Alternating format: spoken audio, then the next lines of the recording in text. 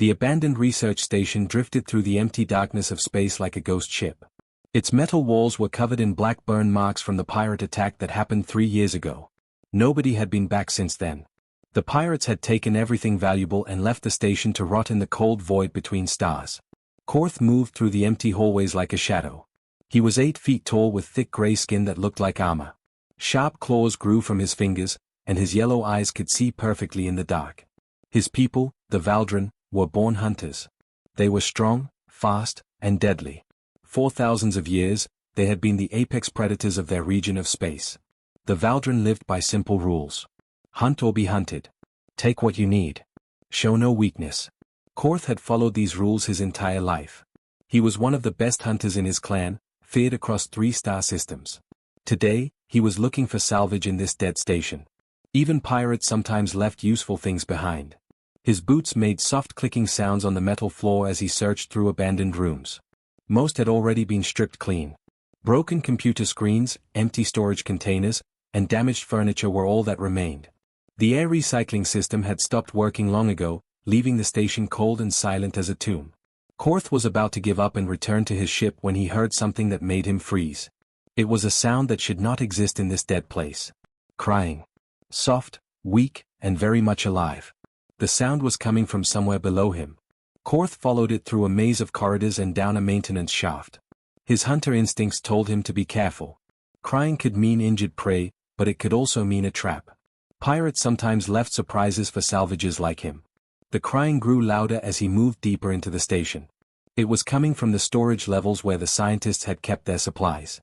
Most doors hung open, their contents long since taken. But one small closet was still sealed shut. Korth pressed his ear to the door. The crying was definitely coming from inside. It sounded young, frightened, and completely helpless. Every instinct in his predator brain told him that whatever was inside posed no threat. It was just weak prey waiting to die. He activated the door mechanism. The metal panel slid open with a rusty grinding sound.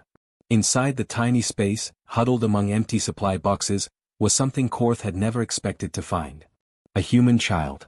She was tiny, probably no more than 6 years old by human standards. Her clothes were torn and dirty, hanging loose on her small frame. She had been surviving on scraps of emergency rations scattered around the closet floor. Her face was streaked with dirt and tears, and her blue eyes were wide with terror as she looked up at the massive predator towering over her. Korth stared down at the child, his mind struggling to process what he was seeing. Humans were not unknown to the Valdren, but they were considered weak prey species. Soft, slow, and barely worth hunting. This little one was the weakest prey he had ever encountered. She was so small he could crush her skull with one hand. The child tried to press herself further back into the closet, but there was nowhere to go. She was shaking all over, too scared to even scream. Her lips moved silently as if she was praying to whatever gods humans believed in. "Please do not hurt me," she whispered in the common trade language that most species used for communication. Korth felt something strange happen inside his chest. It was like a warm spark had ignited somewhere near his heart. This feeling was completely foreign to him. Valdren were taught from birth to suppress such emotions. Compassion was weakness. Mercy was failure. Yet looking at this terrified child, Korth found himself experiencing something his people had trained out of themselves centuries ago. He knelt down slowly, making himself less intimidating. His yellow eyes studied the child more carefully. She was malnourished and dehydrated, but alive. Somehow, this fragile little creature had survived alone in this dead station for 3 years. That took a kind of strength his people did not understand. "I am called Korth," he said, speaking the trade language with his thick accent. "What name do you carry, small one?" The child blinked in surprise. She had clearly expected him to kill her immediately. "Emma," she managed to say between shaky breaths. "Emma Collins." Korth extended one massive, clawed hand toward her. Emma flinched away, but he moved slowly and carefully. He was not reaching to grab her. He was offering to help her stand. "I will not harm you, Emma Collins," he said. The words felt strange in his mouth. A Valdren promising not to harm prey was like a star promising not to burn. Emma stared at his outstretched hand for a long moment. Then, with the desperate trust that only children possess, she reached out and placed her tiny fingers against his palm. Her hand was so small it barely covered one of his claws. Korth lifted her gently from the closet. She weighed almost nothing, like a bird made of hollow bones. As he held her, that strange warm feeling in his chest grew stronger. For the first time in his life, the great hunter Korth felt the overwhelming urge not to take a life, but to protect one. The child looked up at him with those wide blue eyes, and something fundamental shifted in the predator's ancient heart. Life aboard Korth's hunting ship was nothing like what Emma had ever experienced. The vessel was built for a predator who lived alone. Everything was too big, too sharp, and too dangerous for a small human child. The walls were dark metal covered in scratches from Korth's claws. Strange weapons hung from hooks, and the air smelled like something wild and fierce. Emma sat in the corner of what Korth called his resting chamber, wrapped in a thick blanket he had found in his emergency supplies. She watched him move around the ship with careful steps, clearly trying not to frighten her more than he already had. For a creature built to hunt and kill, he was being surprisingly gentle. The first problem came quickly. Emma was hungry, but everything Korth had to eat was meant for a Valdrin. He offered her a protein bar that looked like dried meat mixed with strange purple berries. Emma took one small bite and immediately started coughing. It tasted horrible and burned her throat. "This food hurts," she said, pushing the bar away. Korth looked confused. His people could eat almost anything organic. The idea that food could be wrong for someone was new to him. He checked his ship's computer database, searching for information about human dietary needs. What he found surprised him. Humans needed something called fruits and vegetables. They drank a liquid called milk. They ate grains and nuts and many things that Valdrin considered barely worth noticing. Korth had never bought such items because he saw them as weak food for weak creatures. "We must find you proper food," Korth said, changing the ship's course toward the nearest trading station. At the station, Korth felt uncomfortable walking through markets filled with colorful fruits and soft breads. Other beings stared at the huge predator buying apples and crackers. Emma held his hand tightly, not caring that his claws were sharp enough to cut through metal. "Why do you not eat meat like me?" Korth asked as Emma happily chewed on something called a banana. Emma giggled, and the sound made that warm feeling in Korth's chest grow stronger. "Some humans eat meat, but I like these better. My mama said fruits make you grow big and strong." The mention of her mother brought sadness to Emma's eyes. Slowly, over many days, she told Korth about her parents. Dr. James Collins and Dr. Mary Collins had been scientists studying different alien species. They wanted to understand how various creatures thought and felt. When the pirates attacked their station, her parents had hidden Emma in the supply closet and told her to stay quiet no matter what happened. "They said they would come back for me," Emma whispered. "But they never did." Korth felt an emotion he had never experienced before. It was like anger, but softer and deeper. He wanted to hunt down the pirates who had killed Emma's parents, but he also wanted to comfort the sad child. His people had no words for such feelings. As days passed, Emma began to teach Korth things about humans that no amount of computer data could explain. She showed him how to play simple games like hiding and seeking, though Korth's predator senses made it impossible for her to hide from him for long. She would count to 10 while he found a hiding spot, then spend ages looking for him, giggling when she finally discovered him crouched behind furniture that was far too small to actually conceal his massive form. Emma drew pictures using styluses she found in the ship's supply boxes. Her artwork was simple but colorful. She drew the two of them standing together, holding hands. In her pictures, Korth looked less frightening and more like a large, protective friend. She drew them eating together, playing together, and even sleeping in the same room. "We are family now," Emma announced one day, showing him her latest drawing. Korth stared at the image. The word family meant nothing to his people. Valdrin were born, grew strong, hunted alone, and eventually died alone. They had clans for hunting purposes, but not families in the way other species understood them. Yet looking at Emma's simple drawing, Korth began to understand something his people had never learned. Emma had lost everything, but instead of becoming bitter or afraid, she had chosen to love the strange creature who saved her. She did not care that he was a predator. She did not care that his kind were feared across the galaxy. To her, he was simply Korth, the one who took care of her. At night, Emma had bad dreams about the pirates and her parents. She would wake up crying and scared. The first time this happened, Korth did not know what to do. His people did not comfort each other. But Emma reached for him with her small arms, and instinctively, he picked her up and held her until the fears went away. "You keep the bad dreams away," she told him sleepily. Korth realized that protecting Emma was becoming more important to him than anything else in his life. When his ship's long-range scanners detected vessels from his own hunting clan following their trail, he felt fear for the first time. Not fear for himself, but fear of what might happen to Emma. His brother Malik was leading the hunting party. Malik would not understand why Korth had abandoned the hunt to care for a weak human child. According to Valdran law, Korth had committed the greatest sin possible. He had chosen compassion over strength. But as Emma fell asleep in his arms, trusting him completely to keep her safe, Korth made a decision that would have seemed impossible just weeks before. He would not abandon this small human who had somehow become the most important thing in his universe. He would find her people and make sure she was safe, even if it meant becoming an enemy of his own kind.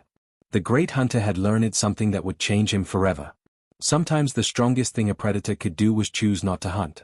Human space was like nothing Korth had ever experienced. Where Valdran territory was organized around hunting grounds and clan borders, human space was a maze of colonies, trade routes, and endless paperwork.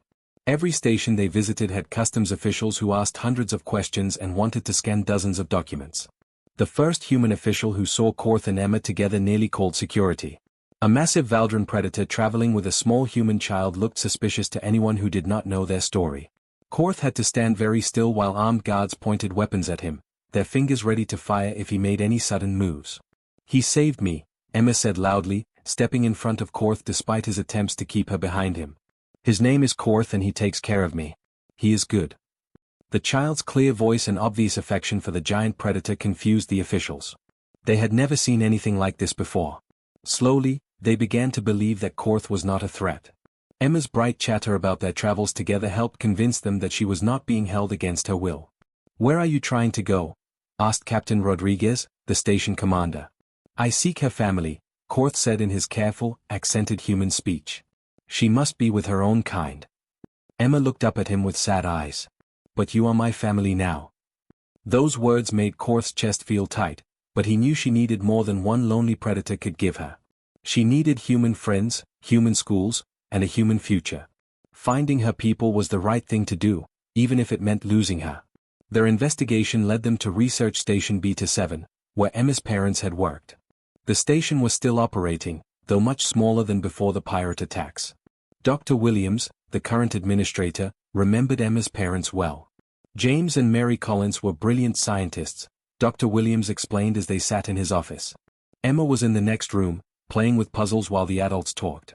They were studying interspecies psychology, trying to understand how different alien species think and feel. Korth listened carefully as Dr. Williams described the Collins family's work. Emma's parents had believed that creatures from different species could form emotional bonds that went beyond simple alliance or cooperation. They called it cross-species bonding, and their research suggested it was much more common than most people believed. They thought that protective instincts and love could cross evolutionary boundaries, Dr. Williams continued. Their final research focused on something they called adaptive family formation. The idea that beings could become family even if they shared no genetic connection. Korth looked through the doorway at Emma, who was humming softly to herself as she worked on her puzzle. They were correct. Dr. Williams followed his gaze. "Yes, I can see that they were. You and Emma have proved their theories in the most remarkable way possible." But their arrival at the research station had not gone unnoticed.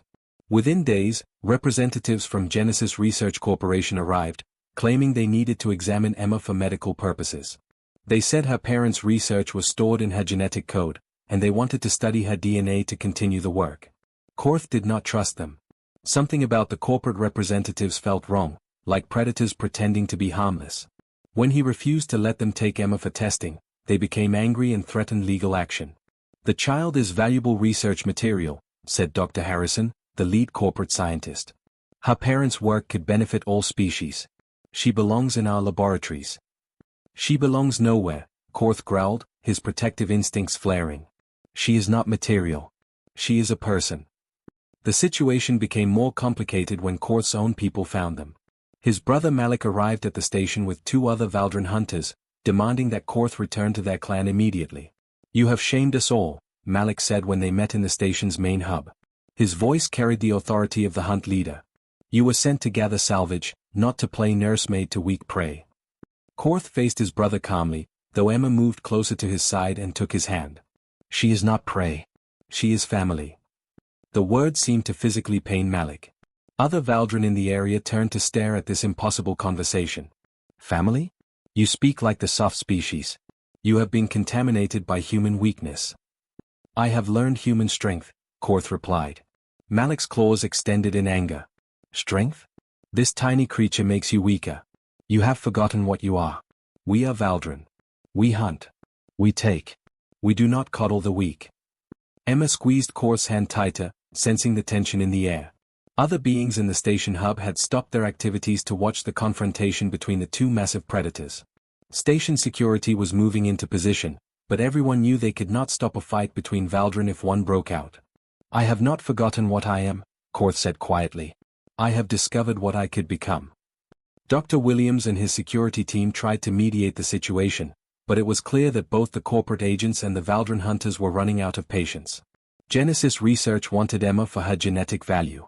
Malik wanted Korth back in the hunting clan where he belonged. Neither side cared what Emma or Korth actually wanted.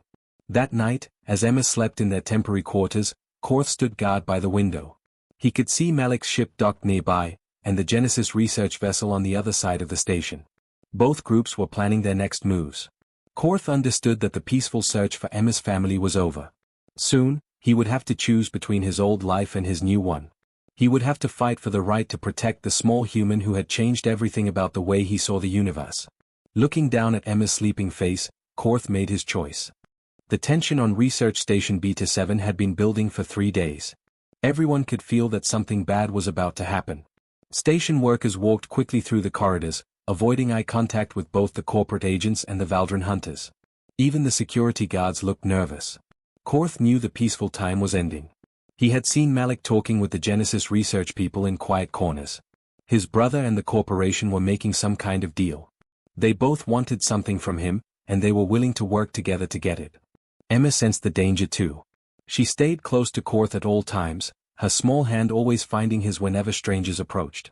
She had grown quiet and watchful, no longer chattering happily about the things she saw around the station. Are the bad people going to take me away?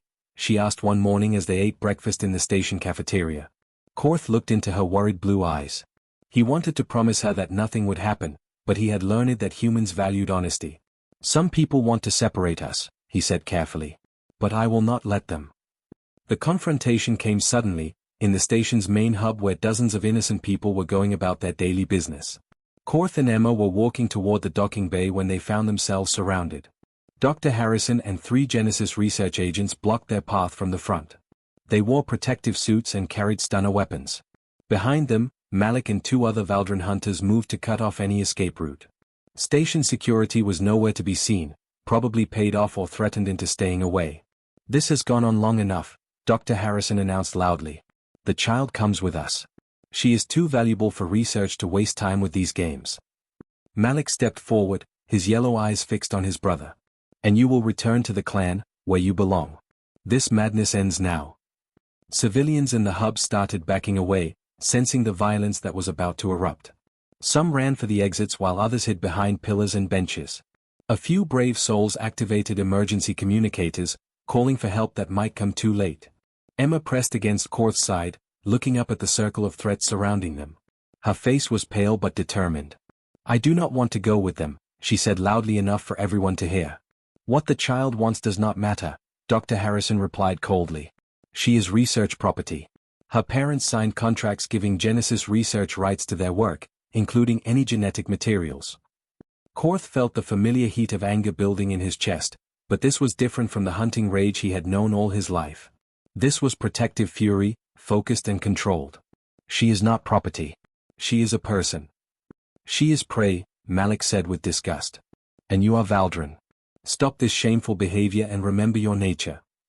The corporate agents raised their stunner weapons, preparing to fire. Korth calculated the angles quickly. He could probably fight his way through them, but not without Emma getting hurt in the crossfire. The child was too small and slow to get to safety on her own. Emma, stay behind me, Korth commanded, but the child had other ideas. When Dr. Harrison aimed his stunner directly at Korth, Emma saw the weapon charge up with deadly energy. Without thinking, she threw herself between them just as the weapon fired. The energy blast hit Emma square in the chest. She cried out once and crumpled to the deck, her small body going limp and still. Something inside Korth broke. The careful control he had learned during months of caring for Emma shattered completely. A roar erupted from his throat that shook the station's hull and made every person in the hub cover their ears in pain. But this was not the mindless fury of a cornered predator. This was the devastating rage of a protector whose child had been harmed. Korth launched himself at the Genesis research agents with speed that seemed impossible for something his size. Dr. Harrison tried to fire again, but the Valdrin was already on him. One swipe of Korth's claws sent the human flying across the hub to crash into a support pillar. The other corporate agents scattered, but there was nowhere to run. Korth moved through them like a force of nature, his claws and fangs dealing out precise, deadly justice. Within seconds, all three agents lay motionless on the deck. Even Malik, seasoned warrior though he was, took a step back when Korth turned toward him. This was not the brother he knew. This was something new and terrible, a predator evolved beyond simple hunting into something far more dangerous. You did this, Korth snarled, advancing on the other Valdrin. You brought them here. You helped them hurt her. Malik's two companions fled without shame, unwilling to face this transformed version of their clanmate. Malik himself backed away slowly, his claws extended but useless against Korth's protective rage. She is just prey, Malik said desperately. Why do you care so much about one weak human? Because she is mine to protect, Korth replied, his voice carrying a finality that made even other predators afraid. Station security finally arrived to find Korth kneeling beside Emma's unconscious form, his massive frame curved protectively around her small body. The Genesis research agents were dead or dying, but Korth paid them no attention. His claws, evolved over millions of years for killing, now gently stroked Emma's hair. Please, Korth whispered to the human medics who rushed forward. Help her. She is everything to me. Dr. Williams arrived with the medical team, his scanner showing Emma's vital signs slowly stabilizing. She will be fine, Korth. The stunner was set too low to kill, just to knock her unconscious. But you have just shown every human here something incredible. Around the hub, dozens of humans stared in amazement at the sight of this fearsome predator weeping over an injured child. They had witnessed something that would change how both species saw each other forever. Emma recovered in the station medical bay within 2 days. The stunner blast had been painful but not dangerous, designed to knock her unconscious rather than cause permanent harm. She woke up asking for Korth, and the doctors had to convince the worried Valdrin that she needed rest before he could hold her again. The incident in the main hub had been recorded by dozens of security cameras and personal devices. Within hours, the footage was spreading across human space. Nobody had ever seen a Valdrin fight to protect a human child before. The images of Korth cradling Emma's unconscious form, his fearsome claws gentle against her hair, touched something deep in the human heart. Dr. Williams visited them in the medical bay, carrying a stack of legal documents. Korth, I need to ask you something important. Do you want to become Emma's legal guardian? According to human law, you would be her adoptive father. Korth looked down at Emma, who was coloring pictures in her hospital bed. She had drawn another family portrait, this one showing them on a planet with green grass and blue sky. What does this mean? He asked. It means she would be your daughter in every way that matters, Dr. Williams explained. You would be responsible for her care, her education, and her future. She would carry your family name along with her birth name. Emma looked up from her drawing with bright, hopeful eyes. Would that make us really family? Not just pretend family? We have always been real family, Korth said softly. But yes, I want this legal recognition. The adoption process was complicated. No human court had ever dealt with an interspecies adoption before. New laws had to be written, and diplomatic agreements had to be reached between human and Valdrin governments. Lawyers worked for months to create the legal framework that would make it possible. During this time, Korth applied for human citizenship while maintaining his Valdrin heritage. The process required him to learn human laws, customs, and rights. Emma helped him study, reading the citizenship manual aloud in her clear, patient voice.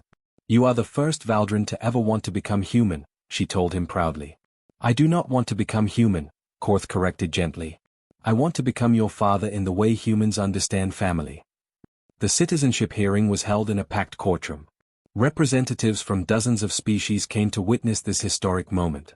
Emma testified on Korth's behalf, telling the judges about how he had saved her, cared for her, and protected her. He taught me to be brave when I was scared, she said, standing on a platform so the judges could see her clearly. And I taught him about hugs and laughter. That is what families do for each other. The judges granted Korth's citizenship unanimously.